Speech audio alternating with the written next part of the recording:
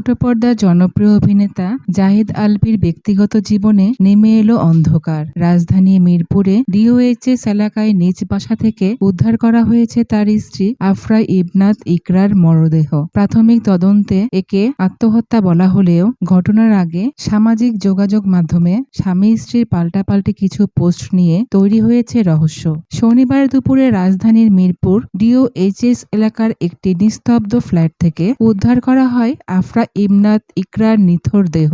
ঘটনার সময় স্বামী জাহের আলভী পেশাগত কাজে ছিলেন নেপালে। দীর্ঘ 16 বছরের দাম্পত্য জীবনে এক পুত্র সন্তান নিয়ে সুখে থাকার যে গল্প তারা বুনেছিলেন তার এমন করুণ সমাপ্তি মেনে নিতে পারছেন না কেউই। মৃত্যুর ঠিক একদিন আগে আলভীর করা একটি ফেসবুকে পোস্ট এখন দেশ জুড়ে আলোচনার কেন্দ্রবিন্দু। আলভী লিখেছিলেন, ভুল করলে মাফ মেলে কিন্তু মুক্তি মেলে না। সেই পোস্টে ইকরার করা মন্তব্যটি ছিল আরও বেশি ইঙ্গিতপূর্ণ। তিনি লিখেছিলেন, অভিনন্দন, আমার আমিকে মুক্ত করে দিলাম।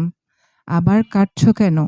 এই ভার্চুয়াল আলাপন কি কোনো গভীর মানসিক দ্বন্দ্বের বহিঃপ্রকাশ, নাকি এর পেছনে লুকিয়ে আছে অন্য কোনো তিক্ত সত্য? নেপাল থেকে সামাজিক যোগাযোগ মাধ্যমে নিজের শোক প্রকাশ করেছেন আলভী। ইকরা অনেক স্ট্রং একটা মানুষ, আমি ওকে চিনি আজকে অনেক বছর। ও আমার বেস্ট ফ্রেন্ড, আমরা বেস্ট ফ্রেন্ড।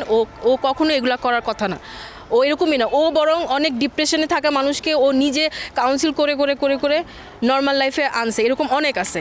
আমি চাচ্ছিলাম বাচ্চা মানুষ মাটাকে একবার দেখুক, ছোট মানুষ, যে যতক্ষণ চেহারা ঠিক আছে ততক্ষণে দেখুক।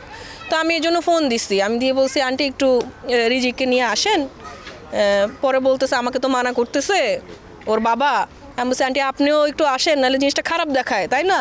ছেলের বউ মারা গেছে, জিনিসটা খারাপ দেখায়, আপনিও আসেন, ওকে নিয়ে আসেন।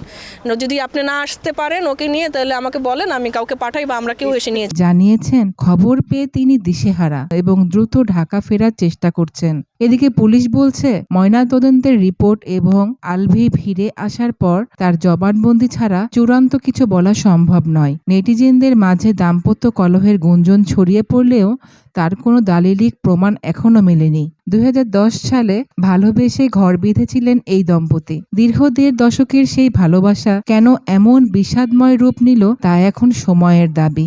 ডিজিটাল ফরেনসিক এবং পারিপার্শ্বিক তথ্য প্রমাণেই বলে দেবে ইকরার এই চলে যাওয়ার নিছক অভিমান, নাকি এর নেপথ্যে আছে আরো বড় কোনো ট্র্যাজেডি। আমার মেয়েকে তিলে তিলে ক্ষয় করেছে আলভির মা।